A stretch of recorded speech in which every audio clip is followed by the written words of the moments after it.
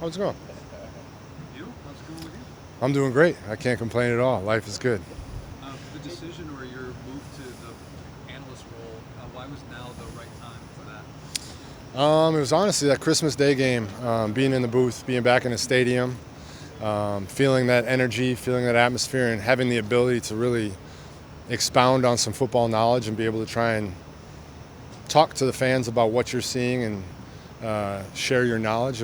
I really enjoyed it, and it also kind of stretches that muscle. And I love watching the film during the week. I love studying the players, and so that just kind of all worked out. You're obviously a very decorated player. Do you enjoy, getting more into this broadcast space, becoming more and more decorated in that field?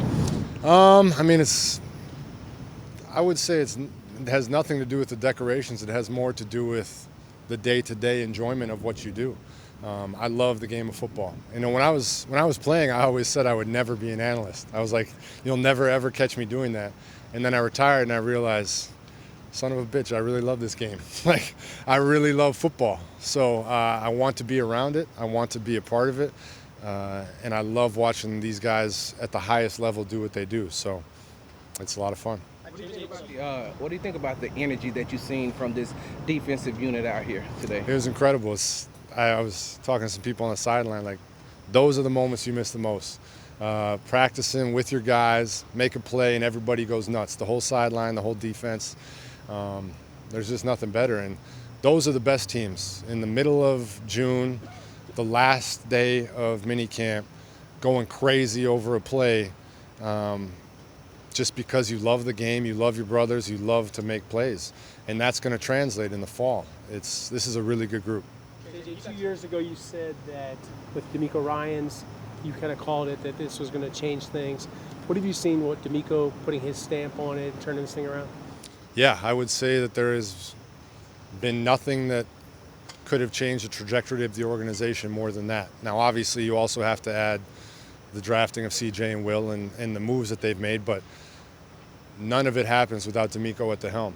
The personality he has, the culture he's built, the knowledge that he has, it's been incredible to watch, and I think that you see players wanting to come here to play for D'Amico Ryans because of who he is and what he's built. What are the things you're most nervous about from going into being an analyst, an in-game analyst? And have they told you, are you calling any Texans games? We don't. It's crazy. You don't find out. Sometimes until the week before, but sometimes, a couple weeks before. I would imagine. I mean, we have the AFC, and the Texans are obviously a draw in the AFC, so we'll have some. As far as what I'm nervous about, I'm not nervous about much because I know for a fact that half the people are going to shit on me for liking one team and half the people are going to shit on me for liking the other team. So it doesn't really matter what I say. I'm going to get trashed either way. So that gives me a lot of freedom to just say what I want to say and just to be truthful and honest. And I'm really looking forward to it. Ian's the perfect guy to Ian's the work with. best. There's nothing better when you've got Ian Eagle as your partner. Just so smooth, so witty, so smart, balanced. He will make me look good in any situation. I'm very lucky to have such a great partner. You talk about the jump and the leap that you've seen from Will Anderson Jr. from his rookie year to his second year. Yeah, I think the best part about Will is that he understands his potential and he wants to do everything possible to achieve it.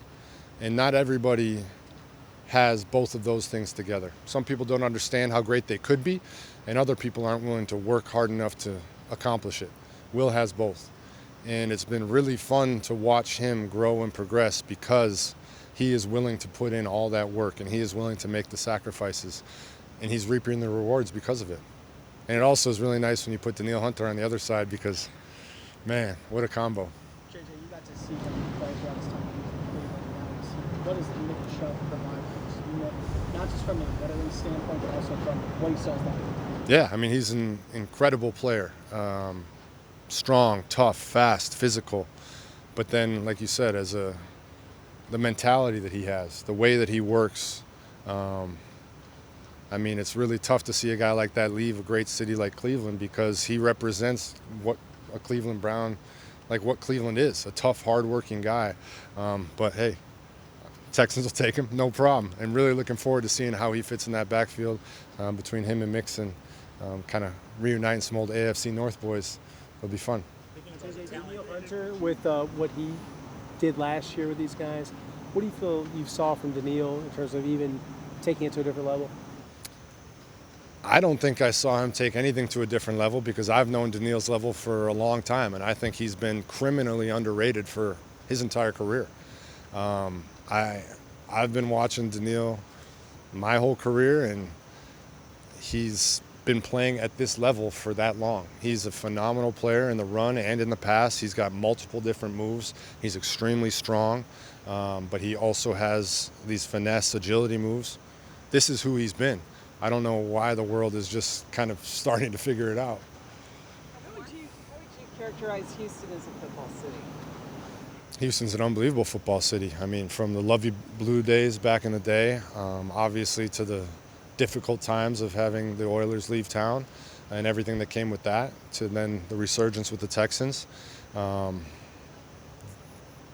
There is nothing that would be crazier in this city than a Super Bowl parade. Texas is a football state. Houston is a football town. We've got some incredible other teams here as well.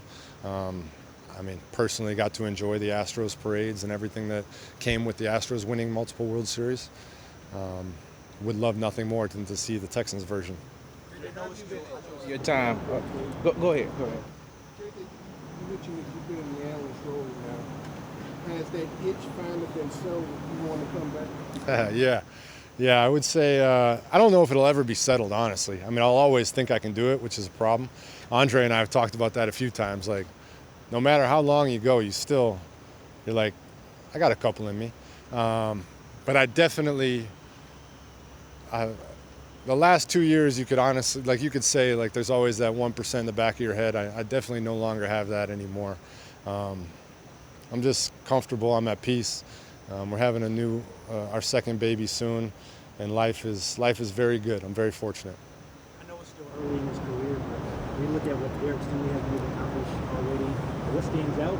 Would it be fair to say that he's already one of the best defensive backs in franchise history? Yeah, I would say that's fair. I mean, we've had some great ones here. Obviously, I play with J. Joe, Kareem, some of these great players.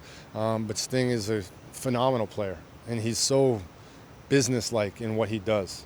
He just goes down there, locks people up, and goes back to work the next play. Like he's not the loudest, he's not the most rambunctious, but he just does his job extremely well. And obviously he got taken care of because of it. I think one of the best things this organization has done is taking care of their players appropriately. You look at Nico's deal now, it's one of the best deals in football. But at the time it was signed, Nico was happy, the team was happy, everybody's happy. And there's none of that animosity of when are we going to get this deal done? Why isn't this deal getting done? Now Nico goes out there and plays unbelievable football because he's proud. The team put their faith in him, and he can in turn repay it.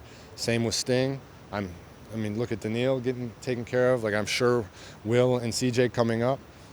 If you take care of your guys the right way early on, they'll repay you in spades. A minute ago, is your household ready to have the same number of adults as kids? I don't know if you're ever truly prepared for it. Most people are telling me like going from 1 to 2 is crazy. It's nuts. I've had a couple people tell me it's not that bad, which I appreciate. But I don't know. I honestly have no idea if I'm prepared for it. I thought I was prepared for Koa, the first one, and I wasn't. So I'm really excited. I know that there's nothing in life that has given me more joy or more happiness or more pleasure or more purpose. And so I'm really, really looking forward to this next stage. And I always thought when my playing career was done, you're like, man, that's a really big chapter in my life that's closed, and it's really sad. But I had no idea how beautiful the next chapter would be. So I'm really lucky. Thanks, guys. Appreciate it. Thanks, guys.